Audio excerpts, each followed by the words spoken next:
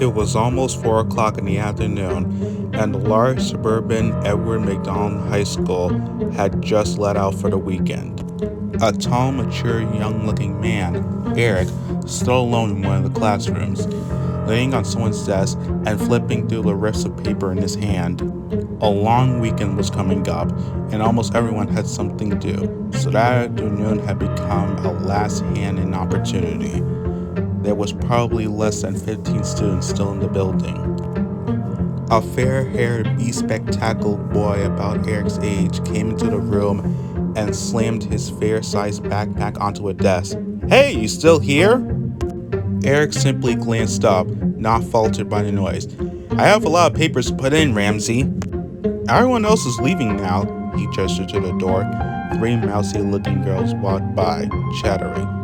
"You're still going to come over tomorrow, right?"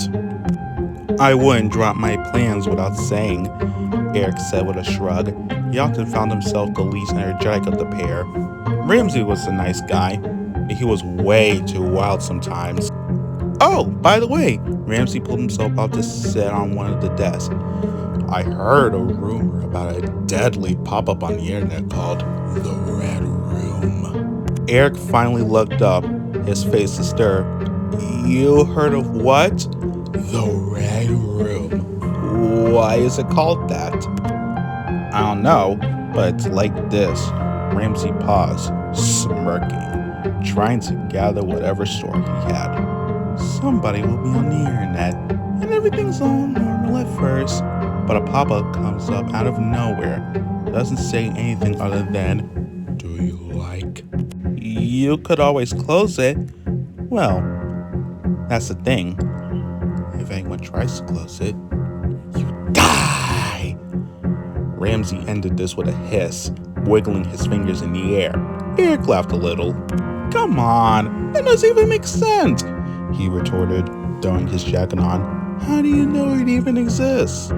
"It just does. I have to test it to be sure." Ramsey was agitated now. "I heard a couple of people have actually died from it." Eric was out the door. "I hope not, man. Now I need to get these to Mr. Granger," he said with a wave of the papers in his hand. "Sure. Just be sure to come over tomorrow." "I will. My sister's bringing her Kung Fu movie collection. I'm still not going to miss it." "Good." Ramsey waved him off. "I'll see you." Eric headed up the hall with a bit of a sigh. Why would you want to do that to yourself? It was about an hour before Eric finally got home. He had got some groceries on the way to the apartment house, and he knew his father would almost certainly be working late at the office again. He was stepping in their apartment. He called out, "Dad, I got the things." Nothing but silence greeted him. As he put away the groceries, his mind flipped back to Ramsey and the pop-up. Maybe there's some kind of news release or death report, he thought. If the pop-up actually killed someone, there's gotta be a written verdict, right? Eric sat down at the computer in his room, hoping to ascertain that the rumor was or was not true. He went directly to a search engine, typing in killer pop-up, death by pop-up, pop-up window murders, and a variety of similar things, but repeatedly he found nothing. He assumed then that Ramsey had been pulled into another hoax, and let it be. He went off to check his email and a few other sites. Less than 10 minutes later, while he was back on the search engine, a small rectangular pop-up appeared on the screen. Eric looked at it, looked away, and then looked back in alarm. Eric stared at the pop-up for a few moments, wondering what to do. Ramsey's words still echoed in his head. "If anyone tries to close this, they die." He considered calling him for help, but Ramsey would probably overreact and call the police. He moved the mouse pointer around the pop-up, clicking for another link or more text. It could only be either a joke ad or a virus, as far as he knew. Eric closed his main window, checking if the smaller one could be connected to it, but the little pop-up remained. "Oh, very funny," Eric muttered. He moved the mouse to the X button, wondering if he should go ahead and close it, all while arguing with his brain. Probably just a joke. What if I really am going to die? This apartment is small. I'd hear animals coming in. And how could they find me? Finally, he clicked the X, slowly and uneasily. It disappeared from the screen. Eric looked at the floor, expecting something to leap out and attack him.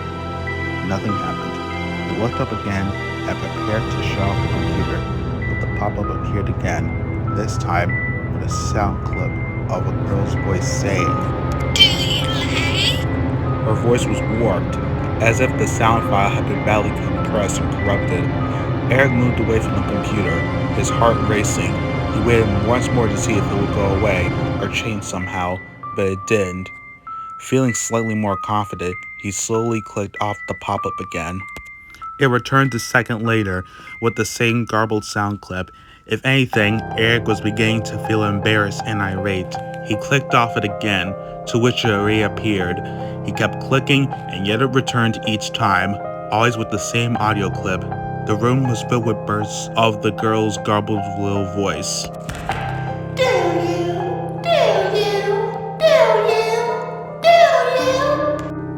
After some clicking, Eric realized a word was coming from the line beside like. The sentence now read, "Do you like me?" "Do I like the what?" he said to himself, hoping to be eased by hearing his own voice in the room. He was now curious and went back to clicking it over and over again. More text slid from the line, the letters in a different place every time a pop-up came up. "Do you like the distorted little girl squawked. "Do you like the red? Do you like the red? Do you like the red room? Do you like the red room?" Red room? Eric sat there for a second, his stomach churning. He was afraid to take his eyes off the message, unsure of whether it would turn out to be a screamer or if he'd get a virus. Both of these possibilities were 1,000 times more comforting to Eric at the moment. "I found it," he told himself, his gut turning over harder now. "I really found it. It's not a joke. This is real." He quickly went through his mind for any red room he ever heard of. He briefly thought the whole situation was funny and prepared to go to the phone and call Ramsey. And then the pop-up closed itself. Eric turned back to the screen. Immediately after, a full-size window popped up. It was nothing but an enormous text of names on a red background. Eric, his hands now jittery, moved forward and scrolled through the window, skimming through over the hundreds of names. He stared at them, his eyes widening in horror. Caroline Chalmers, Kay Wright, John Bay, Lisa Newport, Roy Kindlers, Nikki Fox, and then Eric saw something that made his heart stop. At the very bottom of the list was the name Ramsey Holgren. Ramsey?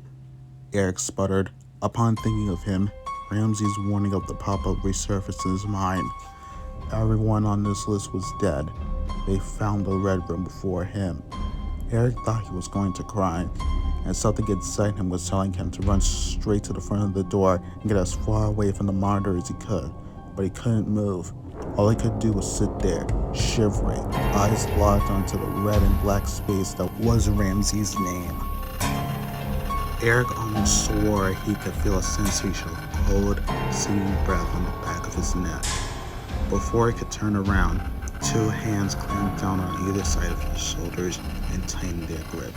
Eric howled with pain, and before he knew it, he was slammed sidelong into the wall. Were you listening to the news on the weekend? Not really. Why?